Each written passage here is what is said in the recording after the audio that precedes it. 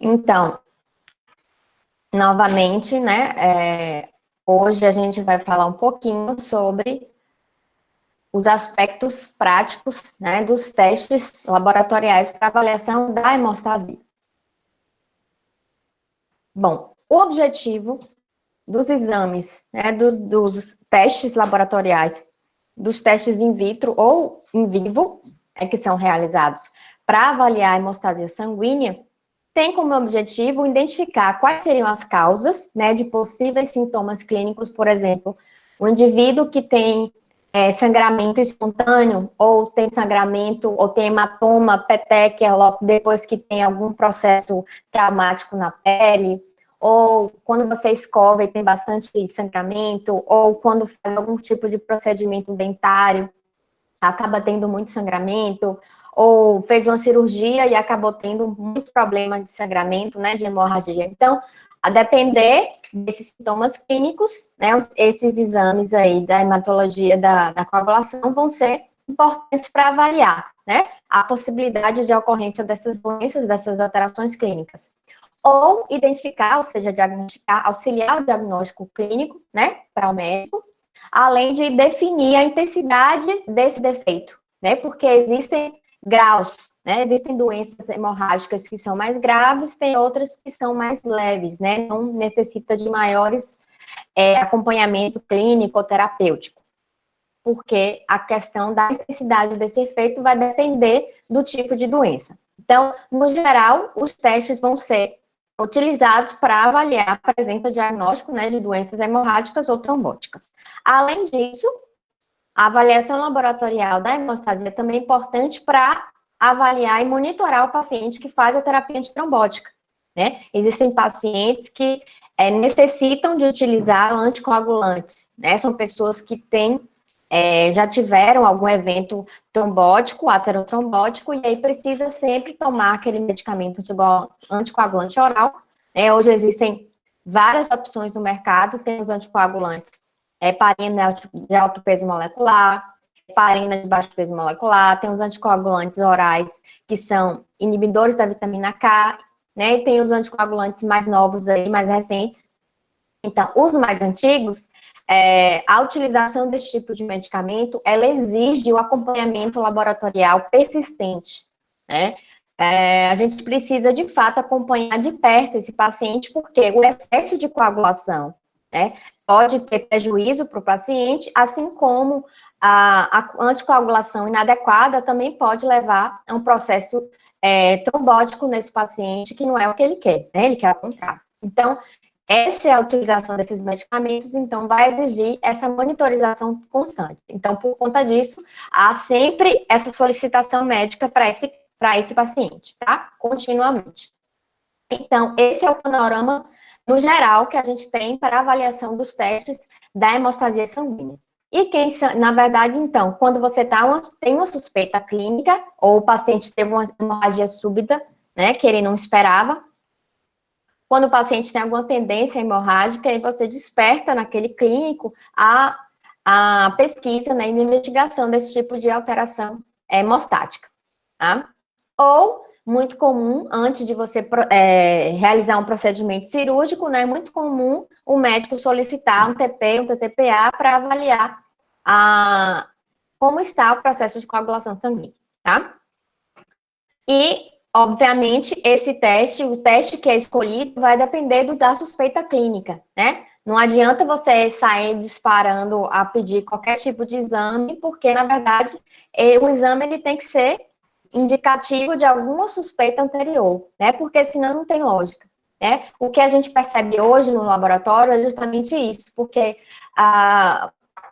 existe uma tendência hoje na medicina, né, que o médico ele sai atirando para todo lado, né? Ele, na verdade, não tem uma suspeita diagnóstica concreta, e aí ele acaba passando, eu acho que o elenco todo de exame que o laboratório fornece, e aí sai vendo o que é que o paciente tem de alterado. E isso daí é uma coisa meio louca, assim, que não existe, né? Não existe esse tipo de análise. Inclusive, é das críticas que se tem a esses médicos aí ortomoleculares é essa, né? Porque eles saem pedindo mais de 50 exames, e aí ver qual exame está alterado para poder tratar aquela alteração ali. É um negócio meio que sem suspeita nenhuma, né, sem nenhum tipo de critério. Então, é uma questão que eu deixo aí de vocês para discussão, né, para realmente levantar essa pulguinha atrás da orelha de vocês aí, que, né, o exame, ele não deve ser majoritário, né, o exame laboratorial, ele vai auxiliar um diagnóstico, né, então o paciente tem que ter uma suspeita, o médico tem que ter uma suspeita para ele pedir uma ajuda, um auxílio do laboratório, né, então a gente tem que ter esse conceito, né, essa ideia em mente. Então, a mesma coisa quando você vai investigar a hemostasia sanguínea. Deve existir uma suspeita, que essa suspeita é quem vai indicar o tipo de exame que vai ser escolhido, tá? Então, essa escolha do teste, ela vai ser realizada para avaliar com precisão o tipo de doença hemorrágica, né? Porque se você escolher um teste errado, pode ser que você não consiga, de fato, diagnosticar o paciente, ou você pode diagnosticar de maneira errada, né? Equivocada. Então, a parte clínica é essencial, tá? Então, a parte clínica vai envolver o quê? O histórico, né? Qual a histórico do paciente, os familiares, se existem doenças semelhantes em outras pessoas da família, o local, né, que ocorreu essa manifestação clínica, as características dessas manifestações clínicas, desses sintomas hemorrágicos, se é uma púrpura, se é uma equimose, se é um hematoma, se é hemartrose. Então, são várias condições, vários indicadores que vão completar o diagnóstico inteiro do paciente, tá? E aí a gente chega na parte dos exames, que eu já citei, inclusive, semana passada, mas a gente vai pormenorizar um pouquinho deles. Então, a gente tem basicamente a gente divide didaticamente a hemostasia em 3 situações, né? Aquelas ações, aquelas atividades que estão relacionadas à hemostasia primária, que envolve o quê? A agregação plaquetária, tá? Então, nos pequenos vasos, nos capilares, na nossa pele, né, que são aqueles vasos bem pequenininhos, o que acontece na hemostasia sanguínea é apenas de hemostasia primária. Então, a gente não precisa formar um coágulo com fibrina, tá? Por exemplo, para conter a hemorragia de um pequeno vaso na pele. Então, aqui na pele, a gente não tem a formação da hemostasia secundária, apenas a hemostasia primária, tá? Então, só ocorre em pequenos vasos a hemostasia primária. E o que é essa hemostasia primária? É aquela adesão da plaqueta, né? Onde há a exposição do coágulo, do colágeno, né? A plaqueta ela vai se aderir, através do fator de Willebrand vai ter aquela ponte entre o colágeno do tecido, né? Com a plaqueta e as glicoproteínas na superfície plaquetária, e que vai promover, então, o start para o plug plaquetário. Então, a junção de várias plaquetas vai, então, conter inicialmente aquela lesão, né? Aquela hemorragia que foi iniciada ali naquele local. Então, existem alguns exames que promovem a determinação se o problema daquele paciente, se ele tiver, por exemplo, alguma alteração hemorrágica, se aquele problema é relacionado à agregação plaquetária, né?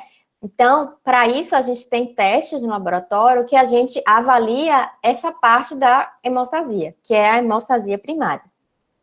Quais exames são esses? Contagem plaquetária, que é o nosso famoso hemograma, né? Aquele exame tão completo, né? Que de triagem, que serve para avaliar todas as séries sanguíneas. Então, a gente, através do hemograma, através do plaquetograma especificamente, a gente vai saber o quê? A contagem de plaquetas, né? Inicialmente, o aparelho, ele vai informar para você quantas mil plaquetas aquele paciente tem por milímetro cúbico de sangue. Então, essa é a primeira informação que a gente vai ter. Se esse paciente tem uma concentração diminuída abaixo de 150 mil plaquetas por milímetro de cúbico de sangue, quer dizer que ele tem uma trombocitopenia, né? Ou plaquetopenia. Então, pode ser que esse processo hemorrágico se deva por conta da diminuição numérica quantitativa das plaquetas. Uma outra situação é o quê? A a plaquetose, né? A trombocitose, que é o aumento, né? Uma situação contrária. Por exemplo, se o paciente tem um excesso de eventos trombóticos, pode estar associado a esse excesso de plaqueta, que a gente viu lá nas doenças mielodispásicas, não foi? A policitemia vera, a trombocitemia essencial, né? O paciente tem mais de 1 milhão de plaquetas, né? E isso pode comprometer a saúde dele por conta desse excesso plaquetário, tá? Aí seria já o outro extremo, né?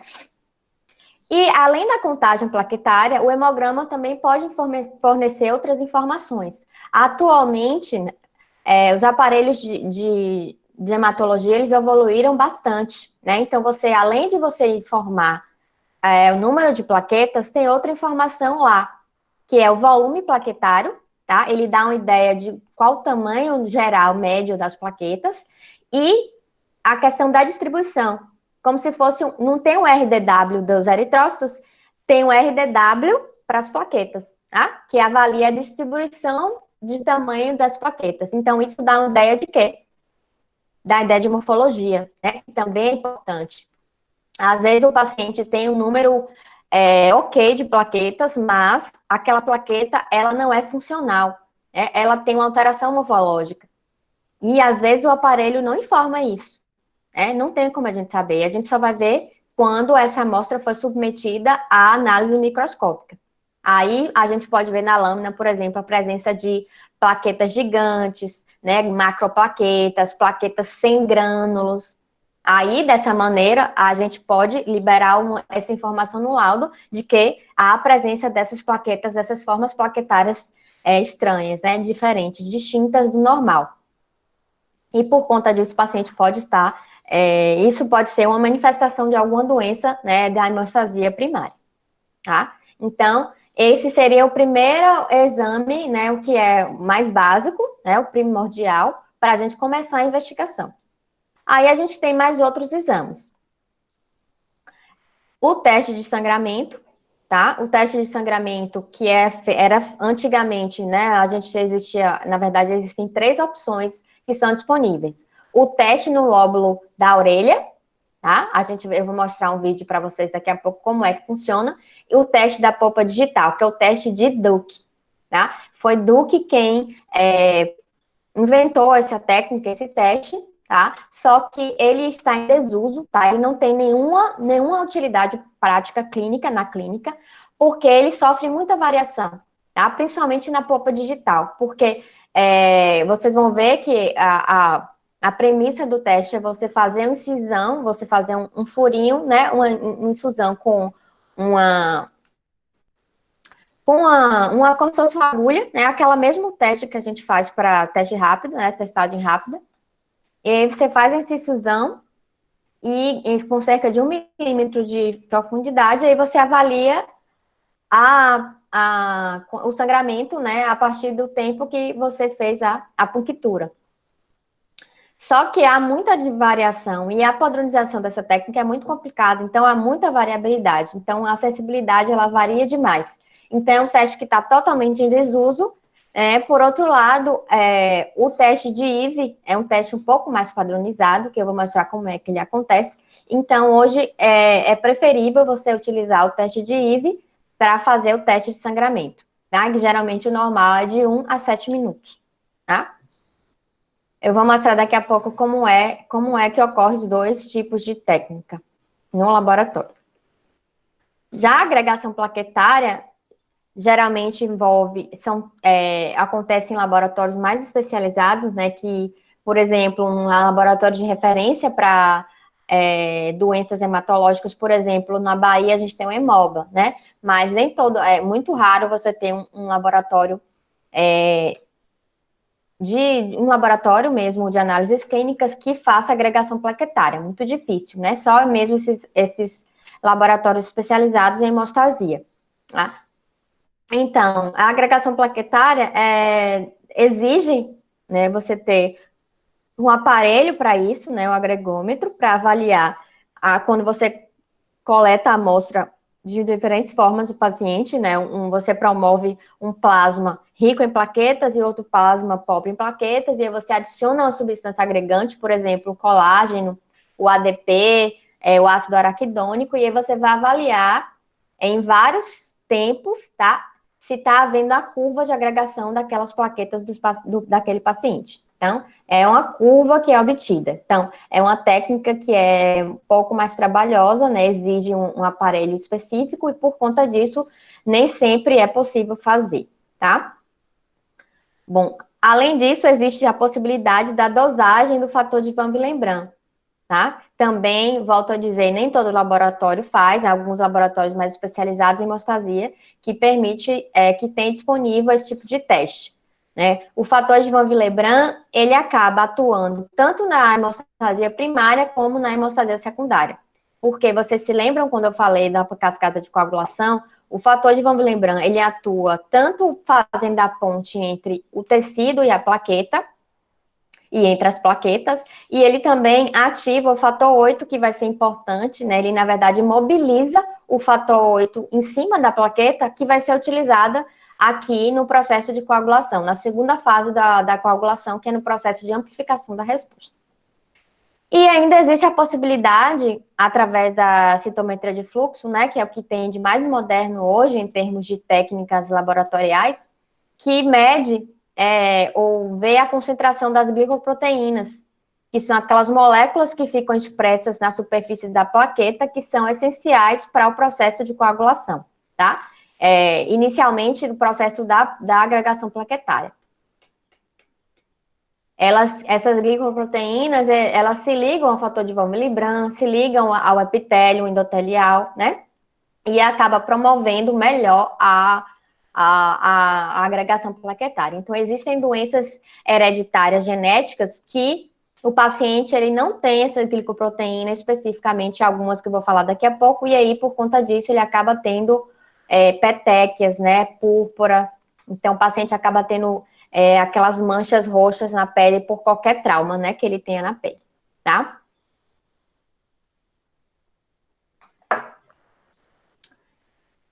Então, as doenças que estão associadas com alteração da hemostasia primária, ou seja, pessoas que têm alteração em qualquer fase do processo de agregação plaquetária, são chamadas de púrpuras, tá? Clinicamente, a gente chama de púrpura, que são deficiências das plaquetas, tanto em número ou a função delas. Então, você pode ter uma situação que é uma trombocitopenia ou uma situação em que você tem um número de plaquetas normal, mas a plaqueta ela está deficitária na sua função. Ela não tem grânulo, ou ela falta glicoproteína, então ela não está 100% funcional. E aí, por conta disso, o paciente pode ter clinicamente várias alterações. Por exemplo, as petequias, que são aqueles pontinhos vermelhos na pele, pode ser espontaneamente ou depois de um trauma, tá? As púrpuras, que são pontos maiores, tá? Mais extensos na pele. E as equimoses, que são púrpuras muito extensas, longas na pele, tá? E aí, pode ter também, o paciente pode ter sangramento gengival, né, na mucosa oral, na mucosa gastrointestinal. O paciente pode ter epistaxe, né, que é sangramento nasal. Enfim, são várias situações que podem estar associadas com defeitos da hemostasia primária. Aqui eu coloquei várias doenças que podem estar associadas, porque podem ser doenças primárias, ou seja, doenças genéticas mesmo associadas à plaqueta, ou deficiências secundárias, né? Por exemplo, a infecção pelo HIV é muito comum, pacientes que têm a síndrome mesmo, né, a evolução da doença, a síndrome da imunodeficiência mesmo, não basta ser portador, né? O paciente que está com a síndrome mesmo, cursando com a síndrome. Então, nessa situação, o próprio vírus, ele leva a citólise, né, a destruição da plaqueta. Então, ele leva a diminuição das plaquetas sanguíneas. Então, por conta da destruição. Além disso, existe também a situação em que há o sistema imune acaba confundindo o vírus com a plaqueta, e aí você acaba havendo também a morte plaquetária por conta da presença desse mimetismo molecular entre proteínas virais e as proteínas das plaquetas, na superfície plaquetária. Além disso, o próprio tratamento, aqueles coquetéis todos, né, os antivirais, né, que são utilizados no tratamento para o HIV, eles também são citotóxicos e acabam levando à destruição das plaquetas. Então, o indivíduo que tem HIV acaba tendo realmente a trombocitopenia que pode gerar essas púrpuras, tá? Por isso que, às vezes, o paciente que ele tem HIV, ele tá com a síndrome de HIV mesmo, ele acaba tendo aquelas manchas mesmo na pele, né, bem visível, bem comum isso acontecer. A doença autoimune mais comum que está associada com a presença das púrpuras são as púrpuras trombocitopênicas idiopáticas, né, por conta da presença de anticorpo, é uma doença autoimune, onde cursa com anticorpo contra a plaqueta, tá? Existe também a possibilidade da púrpura trombocitopênica trombótica, que é um quadro um pouco mais grave, mas não se sabe exatamente como é que o paciente desenvolve. E aí existem as doenças secundárias, por exemplo, na infecção, alguns pacientes que têm infecção séptica por Escherichia coli, né, que começa com a infecção intestinal e pode evoluir para uma sepse, geralmente o paciente pode ter a síndrome hemolítica urêmica, né, que é uma hemólise, né, importante e acaba comprometendo tanto a série plaquetária quanto a série eritrocitária. Então, situações que você tem aumento da produção plaquetária, diminuição da produção plaquetária, por exemplo, a gente viu lá nas leucemias, né? Se você tiver um clone leucêmico que acaba afetando a produção das outras células, você pode ter trombocitopenia, na situação, por exemplo, na leucemia linfóide aguda ou crônica, ou na leucemia mieloide aguda, pode acontecer isso, né? Quem faz tratamento com quimioterápico, com radioterapia, né, você acaba comprometendo a produção das plaquetas. Hemorragias, né, se você tem uma hemorragia muito grande, muito extensa, quando se perde muito sangue, logicamente você vai perder também plaqueta, né? Você perde a hemácia, você perde plaqueta, você perde linfócito, leucócito, você perde tudo. E as doenças genéticas, tá, são essas últimas aqui, que estão associadas com a hemostasia primária. As mais conhecidas são a síndrome de Bernard-Solier, tá? Nesse tipo de síndrome, o paciente ele tem deficiência ou da glicoproteína 1 beta-alfa ou a 1B beta ou a glicoproteína 9, tá? Então, são esses três grupos principais de glicoproteínas que estão diminuídas ou ausentes nas plaquetas desse paciente, tá? E aí ele vai ter vários graus, né, de púrpuras, né, nesse paciente. Tem uma doença que é bem interessante, que é a trombastenia de Glanzmann, que acontece quando duas pessoas que são parentes consanguíneos, né, por exemplo, primos de primeiro grau, e aí, geralmente a descendência deles pode apresentar esse tipo de doença, né, de púrpura, por conta dessa alteração. E a outra mais comum, que é a doença de von Willebrand, que envolve a deficiência de grânulos alfa, né, que são aqueles grânulos que contêm fibrinogênio, o fator de von Willebrand, outras proteínas, né, que são importantes lá para o processo de agregação plaquetária e de coagulação. Então, esse seria o leque de doenças que estão associadas com essa alteração da hemostasia primária. Aí eu vou mostrar aqui para vocês como é esse teste de sangramento que pode ser utilizado. Esse daqui, o primeiro teste que eu falei que ele não tem tanta utilidade clínica porque ele sofre muita variação, tá? Então, na verdade, ele é obsoleto, né? Ele não deveria ser mais utilizado, mas só para vocês saberem que existe. Então, você pega o lóbulo claro, limpa, né, o lóbulo da orelha, aí você vai vir com a lanceta e vai inserir cerca de 1 milímetro aqui de profundidade no lóbulo, né, da orelha do paciente. Aí você vai começar a contar, a partir do momento que o sangue passa a sair, né, do furo, você começa a marcar o cronômetro. E aí você vai vir com um papel de filtro, a cada 30 segundos você vai limpando esse excesso de sangue que está saindo, tá? Mas não deve tocar na lesão, tá? Sempre só pegar na superfície do líquido, na superfície do sangue. E aí você vai avaliando até quando o sangue ele vai coagular ou não, né? Até quando vai haver a saída do sangue, ou seja, até quando vai agregar porque na verdade você tem que garantir que é a hemostasia primária. né? Que é um pequeno vaso que você não vai atingir, por exemplo, uma veia de médio calibre, por exemplo, porque aí já envolve a hemostasia secundária, tá? Então, esse seria esse teste por conta dessa variabilidade que pode ter nesse tipo de coleta, né? O tipo de técnica é muito difícil você padronizar dessa maneira e por conta disso ele entrou em desuso, ele não é utilizado para classificar, para diagnosticar o paciente. Já o teste, isso aqui é o teste de Duke, tá? O teste de sangramento de Duke. Já o teste de IVE, ele envolve a padronização mais adequada, tá? Apesar de que... Então, esses testes são testes em vivo, né, gente? Então, sempre é bom falar isso, né? Então, nessa técnica, o que é que vai acontecer? A gente acopla um manguito, tá? Que é para avaliar a pressão do paciente, né? Um aparelho de pressão normal, que a gente já conhece, acima do cotovelo, né? Você infla o manguito até 40 milímetros de mercúrio, tá? Para você encher, né, os capilares após aqui do antebraço. Então, vai reter o líquido sangue aqui nessa região, né, do antebraço. Depois você vai vir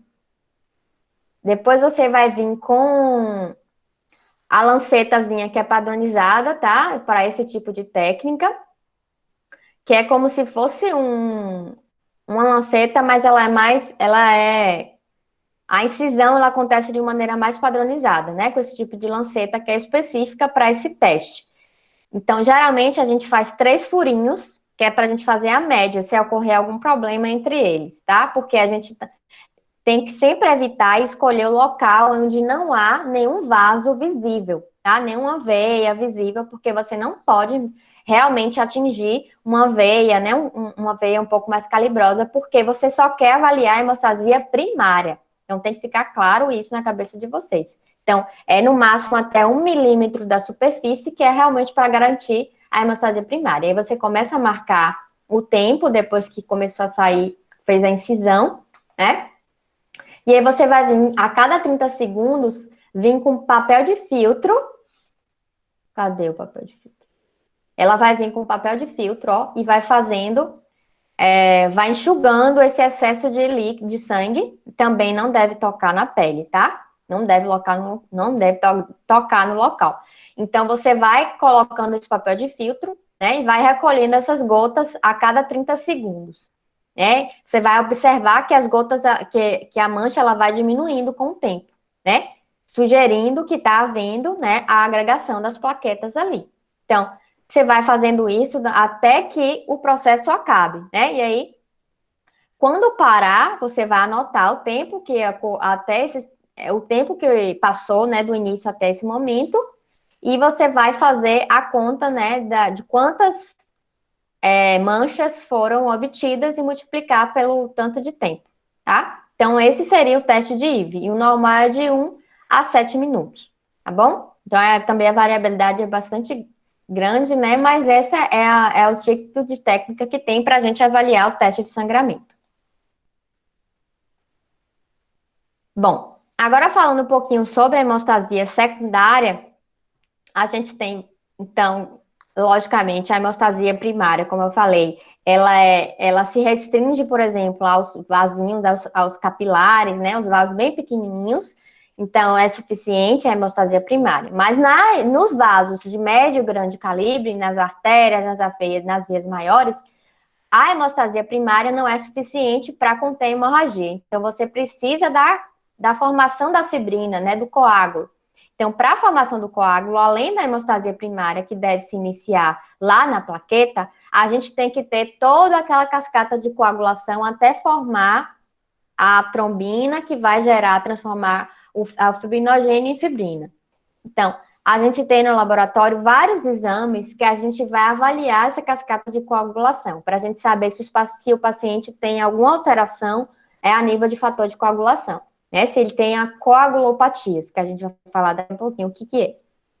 Então, quais são esses exames? O tempo de protrombina, o tempo de tromboplastina parcial ativada, que é o TTPA, o tempo de trombina, o anticoagulante lúpico, e aí a gente pode também dosar os fatores da coagulação especificamente, por exemplo, fibrinogênio, né, e dentre outros fatores. Então, como eu falei, existem laboratórios que são especializados na hemostasia sanguínea, por exemplo, o Hemoba, né? Nem todos vão ter todo o elenco, né, desses exames, mas assim, claro que o laboratório mais simples, ele tem um TP, um TTPA, tá? Que é a parte de triagem para a gente avaliar a hemostasia secundária.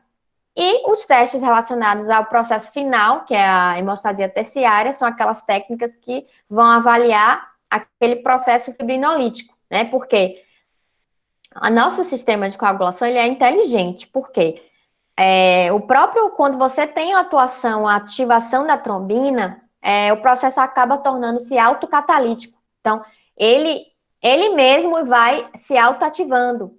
Então, se não existisse um sistema, né, de regulação dessa coagulação, ou seja, se não existissem os inibidores, o que ia acontecer?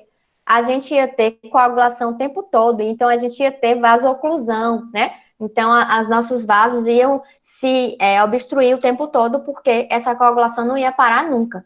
Então, por conta disso, a gente tem o nosso processo de fibrinólise, que também acontece, assim como ativa a coagulação, ativa também a fibrinólise, né? Para evitar o excesso de coágulo.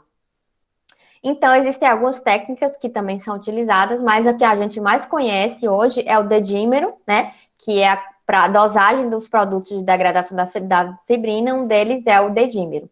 Mas existem outras técnicas que são menos comuns, mas que também existem, que é o tempo de Lise, a fração da euglobulina, a dosagem desses inibidores, por exemplo, a proteína C, proteína S, a dosagem do PAI-1, que é o inibidor do ativador do plasminogênio, a própria dosagem do plasminogênio, tá? Existem exames que são, a maioria deles são imunotécnicas, né, imunodiagnósticos, que utilizam anticorpos monoclonais, né, para identificar essas substâncias. Ou então são testes funcionais que a gente faz no laboratório, que são um pouco mais complicados para a gente avaliar a presença dessa alteração. Bom, mas e quem são essas doenças que estão associadas com a alteração da coagulação? A gente chama de coagulopatias, tá? Os indivíduos que têm essas doenças, eles apresentam deficiências que podem ser adquiridas ou hereditárias dos fatores de coagulação. Como seria uma deficiência adquirida do fator de coagulação? Por exemplo, quem tem cirrose, né, um paciente que é alcoólatra crônico, que já tem cirrose, com ascite, né, aquela doença bastante proeminente, alcoólica, grave. Esse paciente, o fígado dele não responde mais, então ele não tem mais produção adequada das proteínas. E vocês se lembram quando a gente viu em bioquímica, né, é o fígado quem produz as proteínas, a maioria das proteínas, se não todas as proteínas plasmáticas que estão associadas à cascata de coagulação. Então, todas vêm do fígado. Tá? Então, se o fígado não está secretando, sintetizando as moléculas, né, essas proteínas da coagulação adequadamente, logicamente, vocês viram lá na aula passada que os fatores da coagulação, eles têm que estar ali disponíveis no plasma, né, para acontecer a coagulação. Então, se o paciente tem uma deficiência que foi adquirida por conta do uso crônico do álcool, que leva a cirrose, então ele vai ter deficiência na coagulação. Então, seria uma deficiência adquirida. Mas existem pessoas que têm deficiência hereditária desses fatores da coagulação. As mais conhecidas são as hemofilias, né? Então, a gente tem, por exemplo, indivíduos que geralmente a hemofilia A é uma das mais conhecidas, tá? Uma das mais prevalentes. É uma herança autossiva, recessiva dominante, né? Que está ligada ao cromossomo X. Então, esses pacientes que têm hemofilia A, eles têm deficiência no fator 8. Ah, então, as plaquetas, não, desculpe, o fígado, ele não produz adequadamente, a síntese do fator 8, ela não acontece adequadamente, ou então não tem fator 8. Mas, esse paciente, quando ele é diagnosticado, ele pode tomar o fator 8, tá? Existe o medicamento, que é um fator 8, que você pode tomar, e aí você acaba melhorando a condição clínica do paciente. O hemofílico do tipo B, ele tem deficiência do fator 9, tá? E aí, o outro doença que isso aqui são exemplos, tá, gente? Não existem só esses três, mas, assim, são as mais conhecidas. E a doença de von Willebrand, que além do paciente ter alteração da hemostasia primária, ele também tem alteração da coagulação, né? Porque o paciente não tem ou tem níveis menores de von Willebrand, tá? Aqui seriam dois exemplos, né, de condições clínicas, né, de hemorragias que associadas com a deficiência dos fatores de coagulação. Aqui a gente tem uma hemartrose, tá, que a hemorragia dentro da articulação, tá, que pode comprometer demasiadamente a debilitar, é muito debilitante, né, para o paciente, que realmente é uma doença, é uma condição clínica que pode, de fato, comprometer a qualidade de vida dele. E hematomas extensos, né, que podem estar associados em vários locais do corpo do paciente. Aqui a gente está vendo a parte posterior da coxa, tá? E às vezes esse sangramento, ele pode ser, geralmente é depois de uma condição traumática, né, mas pode acontecer naturalmente, espontaneamente também. Então, vocês percebam que o diagnóstico laboratorial nessas condições aqui, né, de um paciente que tem uma doença dessa, é bastante importante, tá? E aí, como é que a gente vai avaliar a hemostasia secundária nessas condições clínicas aí? Então, basicamente, aqui eu trouxe um panorama geral de como que acontece essa avaliação da coagulação. Então, o TP e o TTPA, na verdade, eles são os testes de triagem, tá? Então, você faz esses testes e a partir desse teste é que o médico vai solicitar um tipo de investigação mais específica, né? Por exemplo, a investigação daquele fator que a gente acha que está faltando nesse paciente, tá? Então, é a mesma coisa que a gente viu lá na citologia, né? Na verdade, por exemplo, a análise do líquido, ele vai dar uma ideia do que seja, mas depois você tem que fazer um teste específico para realmente confirmar aquela hipótese diagnóstica. Então, aqui a gente tem de que maneira a gente utiliza no laboratório, a gente cerca de vários testes que vão auxiliar no diagnóstico, qualquer que seja a deficiência que esse paciente tenha, né? Então, só relembrando um pouquinho aqui da cascata de coagulação, então, a gente pode dividir, como antigamente era dividida, né, em via extrínseca, que é essa via que envolve ativação pelo fator tecidual, e a via intrínseca, né, que é ativada pela via de contato, né, da plaqueta principalmente. Então, a gente tem a técnica que envolve a via extrínseca, que é a via do fator tecidual, né, que é aquela que ativa o fator tecidual, que é aquele fator que está dentro da célula endotelial, ali no colágeno, né, no fator tecidual, ele é secretado quando há lesão. Então, esse fator tecidual acaba ativando o fator 7, que está ali presente no plasma do paciente, tá? E aí, consequentemente, esse fator 7 ativado, ele vai acabar ativando o fator 10, né? E o fator 10, junto com o fator 5, né, ele vai acabar ativando o fator 2. E aí, esse seria a via da tromboplastina, né, que é o TP. Então, para que ela serve? A avaliação pré-cirúrgica é muito comum quando o paciente vai se submeter à cirurgia, o médico solicita o TP ou TTPA, tá? Investigar as coagulopatias e a monitorização de anticoagulação oral. Então, se o paciente faz uso de anticoagulantes, certamente, principalmente os cumarínicos ou os inibidores da vitamina K, o médico vai solicitar o TP, tá? Porque, na verdade, existe uma padronização internacional que sugere, a gente vai falar um pouquinho do que é isso, que é o RNI, que é o índice que é utilizado, né, para a gente definir qual é o melhor grau de anticoagulação que esse paciente deve ter utilizando aquele anticoagulante. Então, já utilizando o teste do TTPA, ele avalia basicamente aquela via de contato, né, que antigamente a gente chamava de via intrínseca, onde a ativação do fator 12, né, com o fator 9 e o fator 11, e acaba, por fim, ativando também o fator 10, né? E aí, junto do fator 8, que veio lá do fator de von Willebrand, acaba, então, gerando a trombina, que vai depois gerar a fibrina, né, a toxofibrina.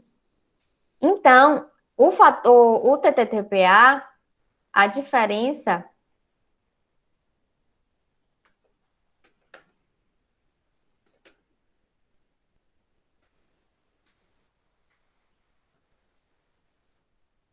A diferença é os tipos de fatores que são adicionados, né? A gente vai falar um pouquinho do que seriam eles. Mas, assim, o TTPA, ele também é utilizado para avaliação pericirúrgica, investigação de coagulopatias, da mesma maneira que o TP, só que tem uma diferençazinha.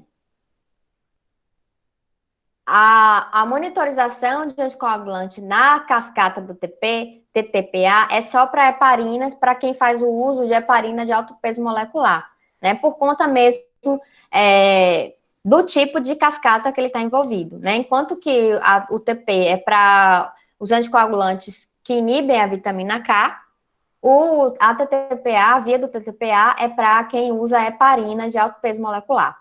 Os anticoagulantes mais modernos que existem hoje, que, por exemplo, heparina de baixo peso molecular e outros anticoagulantes específicos, os laboratórios, eles dizem que não há necessidade de você fazer a monitorização desse paciente, tá? Segundo eles, é seguro e não precisa, né, nenhum tipo de monitorização laboratorial. Então, por conta disso, não é solicitado na clínica médica, tá? E a gente ainda pode fazer o teste de trombina, que é menos utilizado, mas pode ser utilizado também, né, para investigação principalmente da deficiência de fibrinogênio, assim como a quantificação do fibrinogênio que o paciente tem, para avaliar se o paciente tem deficiência de fibrinogênio e também para avaliar a monitorização da anticoagulação com a heparina. Então, a gente tem esse leque de opções aqui, como testes de triagem, para saber se o paciente tem uma coagulopatia ou uma condição diferente, né, clínica associada à coagulação. Então, o primeiro teste é o teste de protrombina, tá? O que é que acontece? É coletado o sangue do paciente, o sangue contendo o anticoagulante citrato, né, aquele tubinho de tampa azul. A gente submete a amostra à centrifugação imediatamente. Então, o teste de coagulação, os testes de hemostasia no geral, são testes muito sensíveis, tá? Exigem que seja realizado imediatamente. Então, são técnicas que o processo de coleta, o armazenamento, o controle de qualidade, ele deve ser feito rigorosamente, tá? A fase pré-analítica ela é essencial, então ela deve ser altamente controlada e padronizada para evitar possíveis interferentes da fase analítica, tá? Então eu vou falar depois um pouquinho no final, mas assim, o laboratório de hemostasia ele tem que ser de fato muito bem acompanhado e controle de qualidade bastante executado de maneira com a melhor performance possível, porque dá muita alteração, muita mesmo. E um resultado alterado aqui de um TP, de um TTPA, pode implicar na vida do paciente, tá? No tratamento dele. Então, são exames que realmente exigem um cuidado muito grande do analista clínico, certo? E do laboratório no geral. Então, assim que o paciente ele entrou no laboratório, ele vai fazer o teste de TP ou de TTPA, a primeira coisa que ele tem que falar é se ele usa ou não um anticoagulante. Porque se ele usa um anticoagulante, né, o pensamento vai ser um pouco diferente. A gente já sabe que o TP dele vai dar largado, né? O tempo vai ser aumentado porque ele usa anticoagulante. É isso que ele quer, porque ele já tem ele já tem fenômenos trombóticos, né, anteriormente ao uso do anticoagulante. Então, esse paciente ele precisa ser anticoagulado, tá? E a gente precisa controlar essa anticoagulação dele, né? A gente não, o médico, e ele solicita esse exame para controlar isso. Então, depois que a amostra foi coletada no citrato, separa-se o plasma. Então, centrifuga a amostra, separa a parte líquida e coloca em outro tubinho, tá? E aí você faz imediatamente o mais rápido possível. E aí, o kit do TP, vem o que dentro do kit? Vem esse reagente, que é a tromboplastina, que é semelhante ao fator tecidual, que é o fator 3, tá? Então, essa tromboplastina seria o análogo do fator tecidual no nosso sangue, né? Em vivo. E in vitro, ele é a tromboplastina cálcica, né? Porque você sempre, para ativar a coagulação, você tem que ter o cálcio. Se não tiver cálcio, em nenhuma parte da cascata não vai funcionar. E vocês se lembram que o anticoagulante faz o quê com o cálcio? Ele retira o cálcio do sistema, né, para não coagular. Se ele é um quelante de cálcio, então você retirou o cálcio quando você fez a coleta do paciente com citrato. Mas aí, se eu retirei o cálcio do sistema, como é que a gente vai fazer? O reagente, ele vai fornecer o cálcio que vai ser necessário para ocorrer a coagulação aqui inicial da via extrínseca, tá? Então, quando você adiciona, então aqui seria um modelo, tá, de aparelho de coagulômetro, que é aqui onde é realizado esse tipo de teste, tá?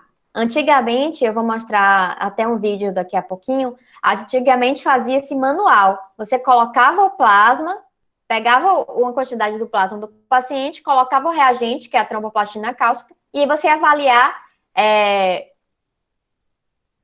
avaliar a olho nu a formação da coagulação, se coagulou ou não. Mas é muito subjetivo, né? E você não quantifica. Então, esses aparelhos aqui, que são os coagulômetros, hoje existem coagulômetros totalmente automatizados, tá? Que você coloca a amostra, ele faz tudo sozinho. Esse daqui seria um semi-automatizado, né? Você precisa colocar a amostra. E aí, aqui você tá vendo que tem essa plaquinha aqui preta, tá? Isso daqui tem uma temperatura aqui, tá? Então, tem uma placa de aquecimento aqui embaixo, que é prioritariamente a 37 graus, que é a temperatura ideal para que aconteça, né, a coagulação, que é a temperatura, né, interna mesmo do sangue. Então, você coloca aqui os reagentes, aqui seria o local onde você coloca o reagente, tá vendo? Esse buraquinho aqui. E aqui as amostras, né? Em cada uma dessas vai ter um tubinho onde você vai colocar a amostra do paciente e o reagente, tá? E aí você coloca uma bolinha magnética, tá? E aí você coloca dentro e essa placa, ela vai promover a agitação dessa bolinha, né? Uma bolinha magnética que você coloca dentro do tubo, contendo a amostra e o reagente do paciente. E aí você vai ver a bolinha mexer, né? Aqui vai promover essa movimentação da bolinha. Então, ao passo que você colocou o reagente e a coagulação acontece, o movimento dessa bolinha, ele vai ser variado com relação à coagulação, né? Se você coagulou, essa bolinha vai chegar um momento que vai até parar, né? Por conta desse coágulo que foi formado. Então, é a partir disso que o aparelho vai medir em quantos minutos, em quanto tempo foi que a bolinha magnética, ela ficou lá se movimentando, tá? E aí seria o tempo que é anotado lá, ou informado pelo aparelho. E sempre que você for fazer a amostra do paciente, você tem que correr junto, né, no outro tubinho, você tem que colocar o controle normal, né, que é um pool de amostra de paciente sabidamente normal, que tem o tempo de TB normal, você já sabe que o paciente tem um tempo normal, você pode comprar, enfim, ou faz um pool, junta vários pacientes que têm TP normal, e aí você faz esse pool de amostra normal para sempre passar o controle normal.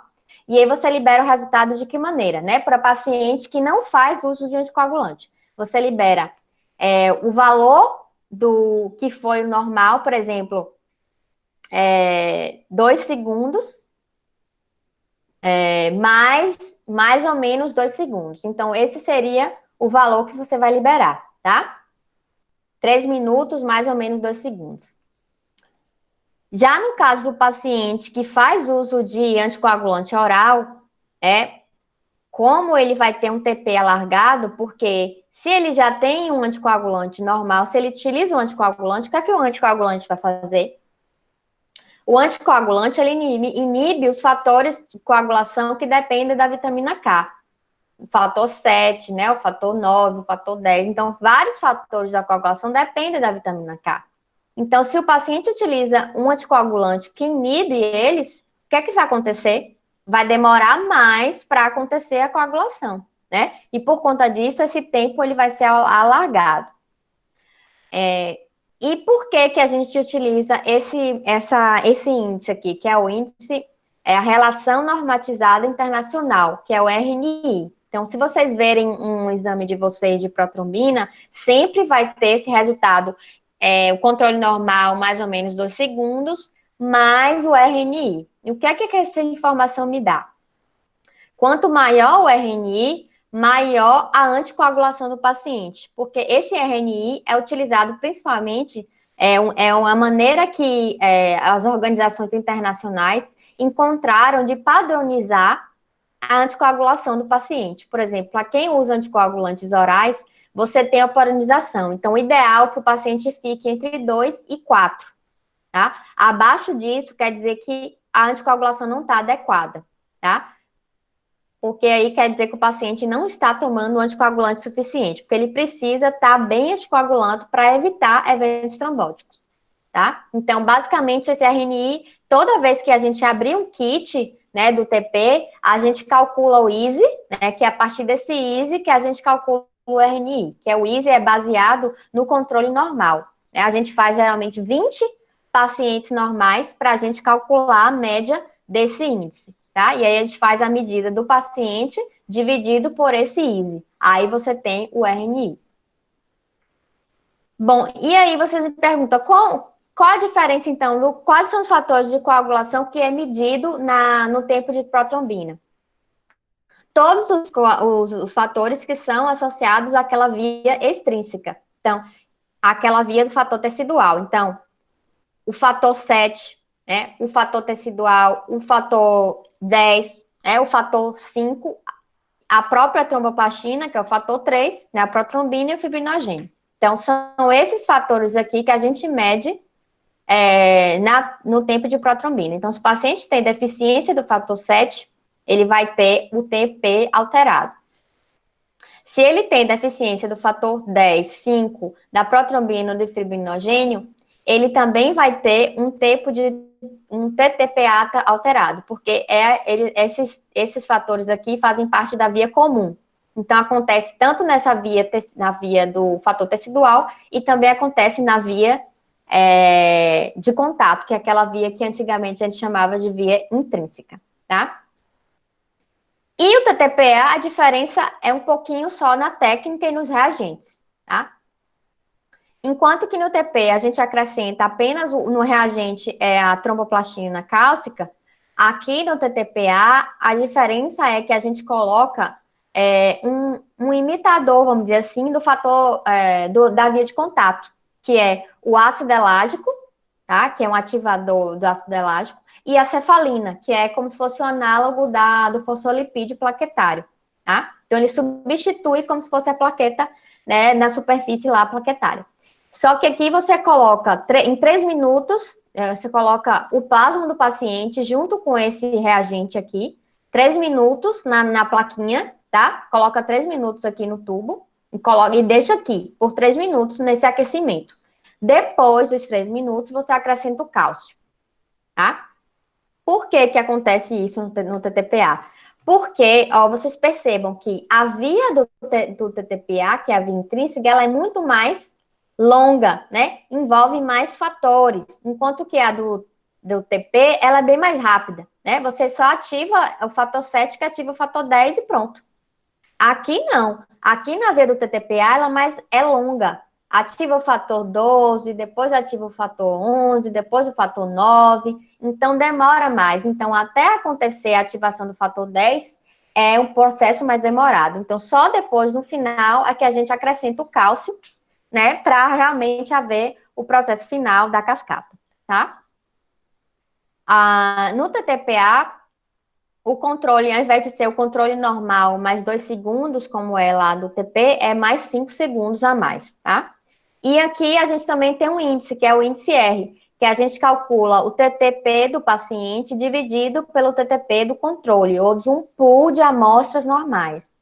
Esse valor normal é menor do que 1,25, tá? Bom, os fatores que estão associados à deficiência, né, no TTPA, ou TTP, ou KTTP, a mesma coisa, é o fator 12, fator 11 e fator 9. Já o fator a pré-calicreína, é o sinogênio de alto peso molecular. Sendo que o fator 8, o fator 5, a protrombina, o fibrinogênio, o fator 10 são da via intrínseca, ou são da via comum. Então, ele vai estar alterado tanto no TTPA quanto no TP, tá? Só para deixar claro isso para vocês. Agora, deixa eu mostrar aqui um videozinho que eu acho que melhor para entender como é que acontece isso na prática. Então, aqui vocês estão vendo um aparelho de coagulômetro, tá? Ele já colocou aqui os reagentes para se ambientarem, né, a 37 graus. Deixa eu adiantar aqui.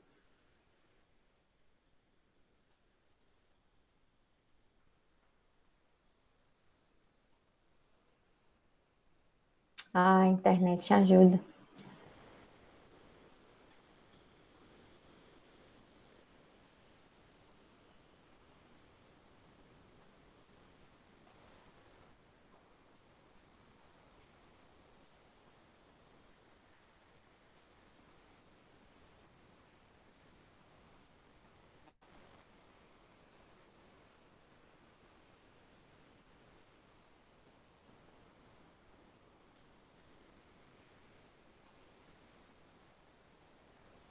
Aqui ele só está fazendo o processo de calibração no processo, cadastrando as amostras. Deixa eu adiantar aqui para ver se ele vai fazer de fato a prática.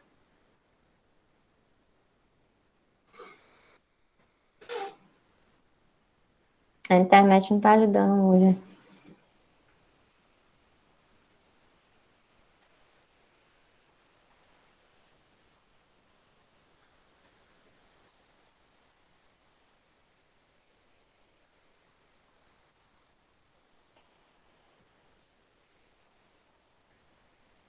Ó, ele vai pipetar o reagente, colocando lá nas amostras. Então, aqui são 4 amostras, provavelmente 4 pacientes, mais 4 aqui. Então, ele colocando o reagente, provavelmente o plasma já está lá dentro.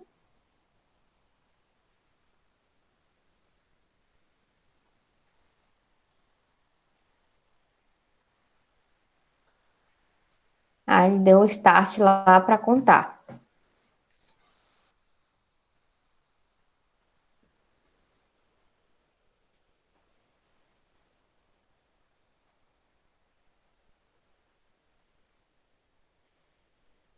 Então, basicamente, é esse o procedimento. Você bota aqui nessa placa que é aqui aquecida, tá? E aí você coloca o reagente e o aparelho vai fazer tudo por si. Você coloca o material dentro e ele mesmo vai calcular, vai dar o tempo, tudo certinho para você. Uma coisa importante é a questão do colocar o controle normal, né? A cada corrida sempre tem que fazer o controle normal, tá? Porque você vai basear o resultado naquele valor normal do soro normal que foi adicionado. E quando há essa suspeita do TP alterado, do TTPA, o que é que vai acontecer? Como é que acontece justamente até no anticoagulante lúpico, né? Por exemplo, quando há essa alteração, a gente tem que testar as opções, né, para saber qual seria o fator da coagulação que está alterado. E aí, nessa situação, a gente poderia, por exemplo, o laboratório pode comprar um soro que é deficitário em determinado fator de coagulação, e aí a gente faz a técnica por exclusão. Por exemplo, você pega o soro do paciente, é, e combina junto com esse plasma, né? Soro não, plasma. Você pega o plasma do paciente, junto com esse plasma deficitário em tal fator, se a suspeita que o paciente tenha deficiência em tal fator, você pega e junta os dois para saber se houver a coagulação, quer dizer que o paciente ele tem aquele fator, né? Porque ele forneceu aquele fator que estava deficitário naquele plasma que você comprou. Mas se o paciente não tiver aquele fator, a coagulação não vai acontecer, porque em nenhum dos dois plasmas vai ter presente, né, aquele fator da coagulação. Agora, é importante que você realmente seja um fator da coagulação que seja necessário para aquela via, porque vocês percebam que existem vias alternativas aqui. Então, o fator 12 e o fator 11, eles não são essenciais. Não é obrigatório você ter o fator 12, por exemplo, para acontecer em vivo, e até in vitro, a coagulação, tá? Então, isso daí é importante também.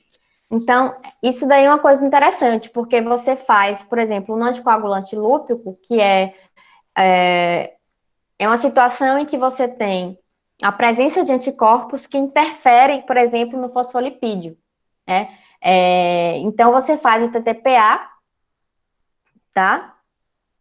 Você faz o TTPA e aí o que acontece? Alguns pacientes, principalmente que têm lúpus ou a síndrome de anticorpos antifosfolípides, o que é isso? O paciente tem anticorpo contra elementos da fosfolipídios, né, cardiolipina, tá? Então, quando você tem nesse paciente, no plasma dele, tem anticorpo contra, por exemplo, esse fosfolipídio, o que é que vai acontecer? Ele vai interferir no TTPA, então vai dar prolongamento do TTPA. O que é que você faz para comprovar que o anticoagulante lúpico? A gente acrescenta um soro normal, então faz uma diluição. 50% do soro normal, do plasma normal, de alguém normal, e 50%, mais 50%, a parte 50% do plasma do paciente que você está investigando se ele tem anticoagulante lúpico. Se o prolongamento do TP for resolvido, né, se for o TP voltar para o valor normal, quer dizer que aquele paciente, ele tem um anticoagulante lúpico, tá? Então, essa é a ideia, né? Porque você acrescentou um plasma normal que substituiu a deficiência naquele fator. Então, essa seria a ideia, tá? Então, basicamente é isso, sempre deixar, ter em mente que esses são testes iniciais, tá? São testes de triagem, que depois o médico, por exemplo, pode solicitar num laboratório especializado a pesquisa daquele tipo de fator de coagulação especificamente, né? Para a gente saber realmente um estudo de biologia molecular, de sintometria de fluxo, para saber se realmente o defeito é naquele dali que há uma sugestão, né? Que seja. Vou falar só um pouquinho com relação aos cuidados que a gente tem que ter, os fatores pré-analíticos, tá? Associados a esses testes de hemostasia sanguínea. A questão da história clínica, quais medicamentos que o paciente utiliza são essenciais, porque muitos medicamentos alteram a coagulação, principalmente o uso de anticoagulantes, tá? Evitar a coleta em locais que já tem hematoma, que isso pode alterar, né? O próprio processo de estimulação com tapinha, isso pode alterar. Fator de von Willebrand, ele, na verdade, fator tecidual, ele pode ser liberado quando você faz os tapinhas assim, você pode acabar promovendo a saída do o fator de tecidual para o sangue, tá? Isso daí vai dar alteração do TP e do TPA, tá? E na agregação plaquetária, principalmente, tá? O próprio processo de coleta de sangue já libera o fator tecidual. Então, vocês percebam que deve ser realizado imediatamente este tipo de determinação. O tempo máximo de garrotamento também pode influenciar, principalmente no fator de von Willebrand, pode dar alteração, tá? E se o paciente se usa um anticoagulante, por exemplo, se o paciente já tem alguma história clínica de sangramento, você tem que orientar ele a deixar mais tempo o braço lá estendido, né? Colocar a compressão no local para realmente evitar promover o estancamento da hemorragia, né? Do sangramento. A questão do tubo, é essencial utilizar um tubo contendo citrato, sempre respeitar a capacidade do tubo. Existe um limite mínimo e um limite máximo, nem mais nem menos. Tá? A quantidade de anticoagulante que tem naquele tubo é para a quantidade de sangue que vai ser coletada, que deve ser expressamente respeitada. Tá? Porque isso pode dar alteração lá no final da cascata de coagulação. A questão da homogeneização é importante, né? Não pode ser muito abrasiva, mas tem que acontecer de maneira adequada. O próprio processo de agitação muito forte pode provocar hemólise, né? Pode promover a ativação de substâncias daqueles fatores todos, ativação da plaqueta, e não é isso que você quer, né? Você não quer que a ativação da plaqueta aconteça antes do que lá no teste in vitro que você vai fazer depois, tá? A hemólise também é muito importante, não pode ter hemólise, porque a liberação das proteínas todas, né, para fora do líquido. A questão da lipídios, né, quiterícia, lipemia pode alterar também. Então, geralmente faz necessário fazer um jejum de 4 horas, mais ou menos, tá? A questão da estase venosa, deixar muito tempo o garrote lá, ou se a coleta foi muito demorada, muito difícil, geralmente há uma maior concentração do fator de Willebrand nessa situação aí, tá? E também do fator 8. E aí você acaba tendo um encurtamento falso lá do TP ou do TTPA. A questão da presença de coágulo é muito importante. A gente não pode centrifugar uma amostra de citrato sem ter certeza que não tem coágulo, né? A gente tem que ter certeza que não tem coágulo, porque isso pode estar dando alteração lá, né? Em vez de você ter o plasma total, você tem um plasma em que já aconteceu um pouquinho de coagulação. Então, isso vai dar alteração do tempo de coagulação, né? Do tempo de coagulação, tanto do TP quanto do TPA. A questão dos testes, o ideal é que a gente faça rapidamente, mas se não for possível, pode-se congelar o plasma, mas assim, só pode descongelar uma única vez, né? Se congelar e manter congelado lá no menos 20, depois que se descongelar, só pode usar uma única vez, naquela vez acabou, tá? Inclusive, amostras que são utilizadas, o plasma para agregação plaquetária, não deve ser mantida, por exemplo, em temperatura de 4 graus. Então, para vocês percebam como é urgente, né, esse tipo de teste dentro do laboratório, tá? Basicamente era isso, tá? Que eu queria conversar com vocês com relação à avaliação da hemostasia. Com relação às nossas atividades, deixa eu abrir aqui o cronograma.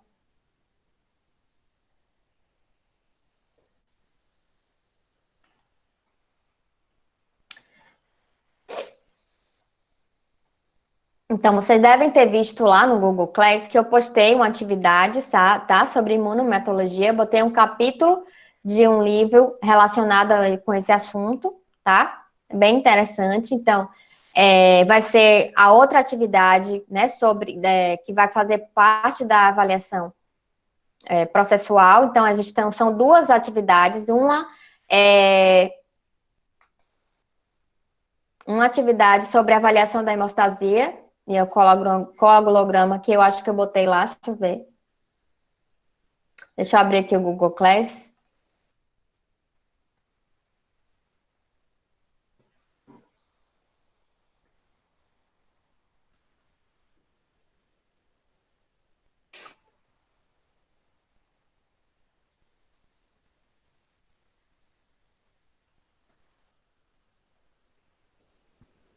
Eu não coloquei aqui. Atividade, eu não sei, eu não estou lembrada aqui que atividade era. Ah, tá, deixa eu abrir aqui. Eu vou postar lá. Na verdade, eu ainda vou postar essa atividade, porque eu não tinha. Acabei me esquecendo. Ia colocar hoje, eu acabei não colocando. É que eu coloquei, mas na verdade essa prova. Eu botei que iria. Eu coloquei atividade em sala, mas assim, eu iria explicar aqui. Mas na verdade é uma atividade relacionada a esse tema que eu dei hoje, tá? De coagulação. Mas é bem simples e eu vou dar até dia 30 vocês podem fazer também, tá? Então, além da atividade de imunemato, que vale 3 pontos, tem essa outra atividade de hemostasia que eu vou postar ainda. Até mais tarde eu devo postar essa atividade sobre a avaliação da hemostasia de coagulograma, né? Vai valer 2 pontos, tá? E o caso clínico sobre leucemia crônica, que já estava bastante tempo, que na verdade eu tinha colocado para a gente discutir, só que acabou não dando tempo, um dia em uma aula aí. Algumas pessoas, inclusive, já responderam. Então, vocês têm até dia 26 para responder, como atividade de recuperação paralela, tá? Da AV2. A questão da prova, a gente tem que discutir aqui agora se vocês concordam que a prova passe do dia 24 para dia 25 ou 25.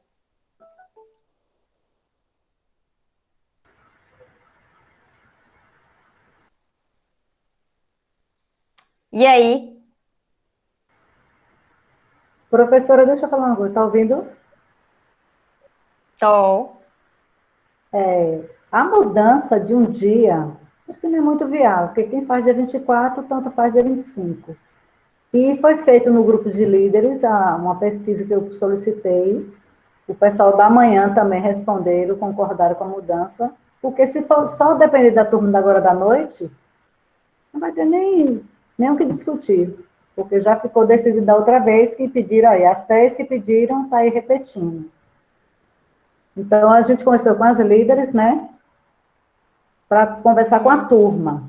No caso, Fabiana conversou com a turma dela, Andresa, Laís, e o pessoal da manhã, Monaíris e Thaís, responderam no questionamento da Tá, então vai mudança. ser 24, né? Não, porque foi pedido para o dia 26, não foi nem cogitado o dia 25.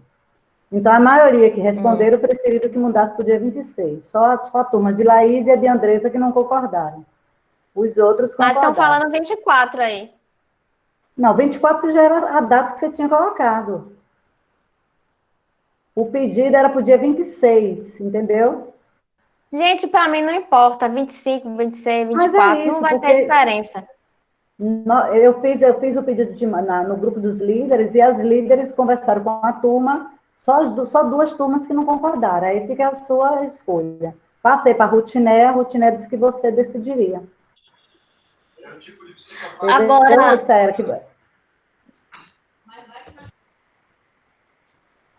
Desculpa, gente, Tá, eu não quem é que consegui tá falando aí? acompanhar. Do que vocês estão falando mesmo? Porque eu me distraí aqui, não entendi. Tá falando do quê que as turmas combinaram? Da data da prova. Não está definido naquele quadradinho? Vai mudar? E algumas pessoas, né, solicitaram, já que não vai ter a prova, a disciplina que utiliza da quinta-feira ou da sexta-feira, não sei que dia é, não vai ter essa prova desse dia porque antecipou essa prova da professora Rômula. Algumas pessoas suscitaram a possibilidade de fazer a prova num dia, na sexta-feira, que seja. Não sei se é na quinta, se é na sexta, não importa. Algumas pessoas solicitaram esse adiamento da prova. Só que outras não concordaram. E aí eu preciso definir, né? Porque eu preciso postar lá essa prova e decidir qual é o horário do dia que eu vou colocar. Então, gente, está dando muita confusão. Vai ser dia 24 mesmo, que é o dia que é o dia. Um dia a mais, um dia a menos, não vai dar diferença. Se a maioria está pedindo 24, vai ser 24. Não, Pronto. a maioria não está pedindo 24, não. Aí nós temos 4 pessoas. Nós temos 2 turmas da manhã, que é 26, e temos 2 à noite, que é 26. Então, não é a maioria que está pedindo para o Cadê dia Laís? 24. Como é que faz isso aí, Laís? Eu eu tô entendendo mais nada. deixa eu falar. A situação é a seguinte, professora. Dia 25, nós temos a entrega do TCC. Então, para a gente, dia 24, a prova é inviável, porque